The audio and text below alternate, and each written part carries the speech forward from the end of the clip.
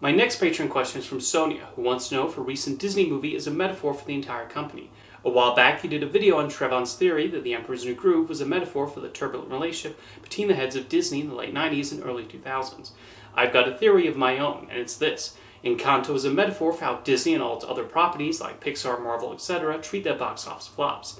Alma representing the Disney company, Mirabel and Bruno representing infamous flops like The Black Cauldron, The Good Dinosaur, Treasure Planet, Wish, etc., and the gifted family members representing the popular, massively successful franchises like The Lion King, Beauty and the Beast, Toy Story, The Avengers, etc. When a movie flops at the box office, the typical reaction from the studio is to bite the bullet, quietly pretend the flop doesn't exist, and move on, which is represented by Alma's mistreatment of Mirabel and Bruno.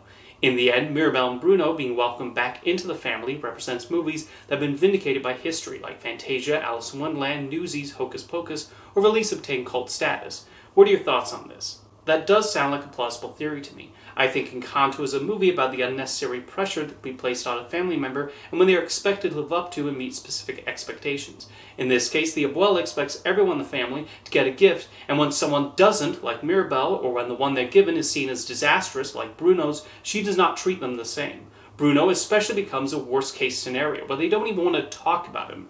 We then see the emotional turmoil this places on each family member. I can definitely see how this can be applied to Disney and what happens to a movie after it succeeds or flops. Some movies become a Bruno, the studio brushes aside and does not acknowledge it much. This will be particularly prevalent in the home video era. After The Black Cauldron flopped at the box office, Disney not bring the movie out much, aside from a random tiny re-release they did in 1990. It did not even get a VHS release until 1998, with many like myself only being introduced to the film then, similar to Mirabel only getting to know Bruno during the events of Encanto. With Mirabel, she wants so much to get a gift and join the rest of the family, and we see the effect this has on her. However, she still tries her best to be useful and does provide joy to some of the people in the village with her likable personality. This can be akin to films that maybe don't get a lot of attention in their original theatrical run, but those films can still mean something to people, and they're able to acknowledge why they enjoy their presence. A good example is something like Fantasia.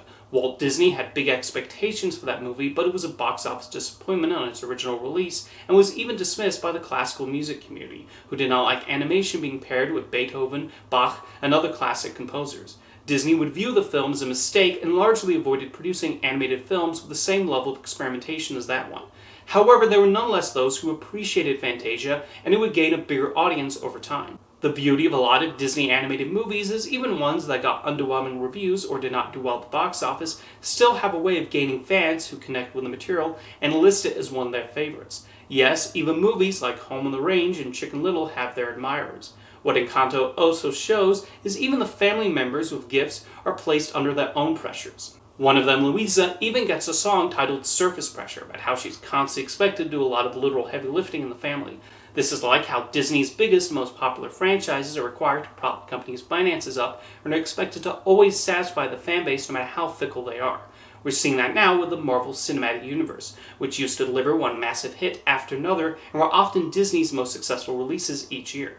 Now they are under added pressure of each new film being the subject of a YouTube thumbnail loudly stating that its success or failure will either help or hurt the MCU.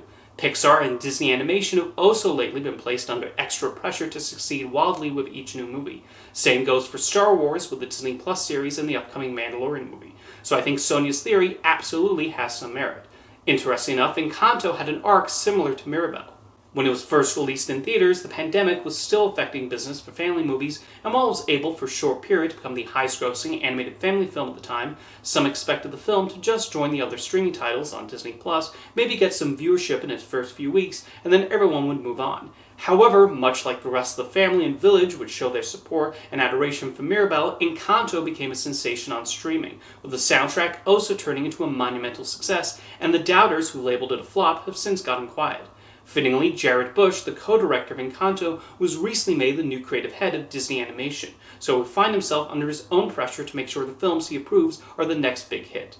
Good luck to you, sir, and thank you for your question, Sonia.